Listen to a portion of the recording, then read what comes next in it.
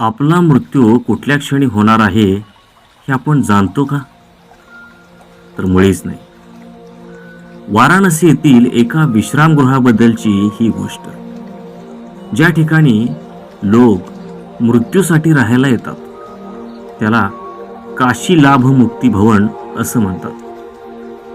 तर अनेक हिंदूंच्या मनात अशी धारणा रुजलेली आहे की जर एखाद्या व्यक्तीने आपला शेवटचा श्वास काशीमध्ये घेतला तर त्याला काशी लाभ किंवा काशीचे पुण्यफळ म्हणजेच मोक्ष मिळतो असं म्हणतात. या विश्रामगृहाबाबतची मनोरंजक गोष्ट आहे. तिथे राहून मृत्यू पावण्यासाठी प्रत्येकाला फक्त 2 आठवड्यांचाच अवधी मिळतो. त्यामुळे तेथे प्रवेश घेऊ इच्छिणाऱ्याला आपल्या मृत्यूबद्दल खरोखरच खात्री असावी लागते.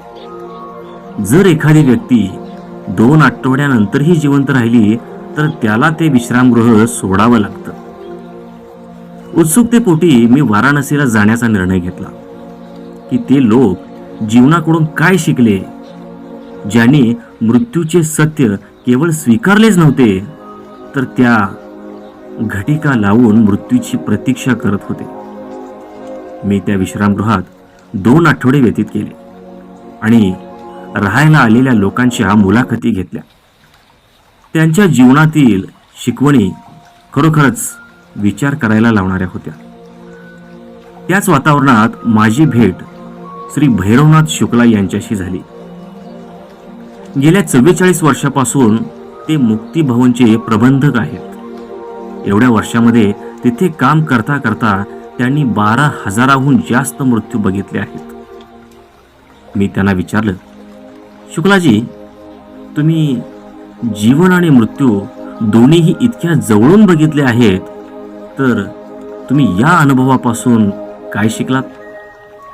शुक्लाजींनी याबाबत जीवनातील 12 धडे माझ्या समोर सादर केले. परंतु या 12 धड्यांमध्ये एक धडा ज्यामुळे ते अतिशय प्रभावित झाले होते आणि ज्याने माझ्याही अंतर्मनाला प्रभावित केलं, तो जीवनाचा धडा म्हणजे जाण्याआधी सगळे कलह मिटवून टाका. त्यांनी मला त्यामागची एक गोष्ट सांगितली. त्या काळी रामसागर मिश्रा नावाचे एक संस्कृत विद्वान होते. मिश्राजी 6 भावांमध्ये सगळ्यात मोठे होते आणि सर्वात धाकट्या भावाबरोबर त्यांचे सर्वात जास्त जिव्हाळ्याचे संबंध होते. बऱ्याच वर्षापूर्वी एका मतभेदामुळे त्यांच्या छोट्या भावात आणि त्यांच्यामध्ये कटुता निर्माण झाली आणि या कारणामुळे त्या दोघांच्या घराचे विभाजन होऊन मध्ये भिंत बांधली गेली. त्यांच्या अंतिम समयी मिश्राजी यांनी या विश्रामगृहात प्रवेश घेतला. त्यांनी त्यांच्यासाठी 3 नंबरची खोली आरक्षित करण्यास सांगितले, कारण त्यांना खात्री होती की तिथे आल्यापासून 16व्या दिवशीच त्यांचा मृत्यू होणार आहे.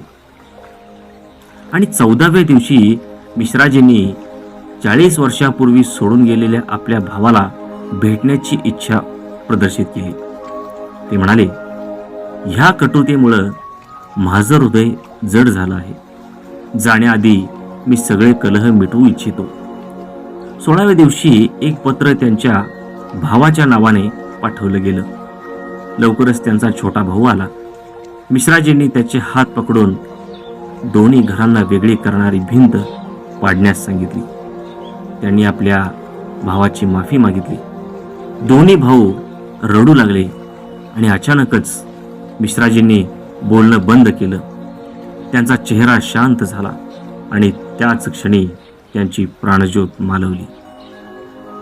शुक्लाजींनी मला सांगितलं की येथे येणाऱ्या बऱ्याचशा लोकांची हीच एक गोष्ट त्यांनी बरेच वेळा अनुभवली आहे.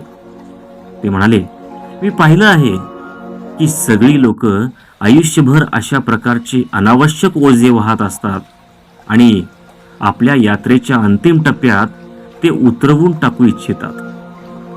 ते म्हणाले, वास्तविक पाहता असं कधीच होऊ शकत नाही की तुम्ही कोणाबरोबर वादच होणार नाहीत. परंतु त्यातील क्लुप्ती ही आहे की कटुता निर्माण झाल्यावर लगेचच त्याचं निराकरण करायला हवं. कोणाशी शत्रुत्व, कोणावर राग, कुणाबद्दल शंका कुशंका असतील तर त्या मनात ठेवून झोपी जाऊ नये.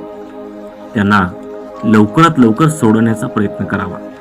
कारण सगळ्यात आनंदाची गोष्ट ही आहे की आज आपण जिवंत आहोत, पण वाईट गोष्ट ही आहे की किती काळ आपण जिवंत राहणार हे कोणालाच माहीत नाही.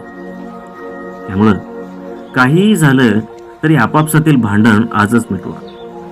कारण उद्याचं आश्वासन या दुनियेत कोणालाही दिलं गेलेलं नाही.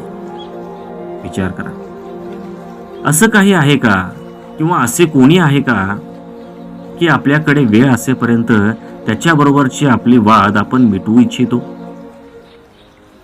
जेव्हा आपल्याला कोणाकडून कटू अनुभव येतात तेव्हा त्यांना क्षमा केल्यावरच आपले भावनात्मक ओझे दूर होईल.